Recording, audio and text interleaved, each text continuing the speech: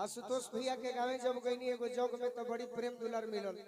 Sound तो नहीं disturb कइले रहे, बाकी फिर एक दिन प्रोग्राम हो जाओ कि वो कर्ज चुका दिहल जाए। सही अरे की जाई के ससुरवा जान हो भुलाई गइलू, कौन धन पलो भाई गइलू ना। जाई के ससुरवा जान हो भुलाई गइलू, कौन धन पलो भाई गइलू ना। पियावा के पाके अपना यारवा के जियते मुआई गइलू ना। पियावा के पाके अपना यारवा के जियते मुआई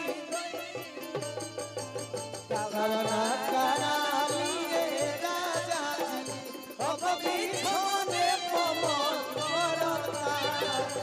गवना करा लिए राजा जी अब बिछोने पवन करता।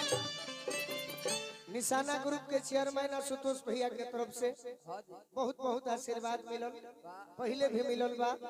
आशीर्वाद ही सदैव जीवन भर बनो रहो। आशुतोष भैया से यह आग्रह रहे। मेहरारू कहतरी कि जब जाई सूते तो याद आवे राऊ, और रही रही से जिया मन होला बाउर। रही रही से जिया मन होला बाउर। जब जाई सूते याद आवे राउर, रही रही से जिया मन होला बाउर। रही रही से जिया मन होला बाउर।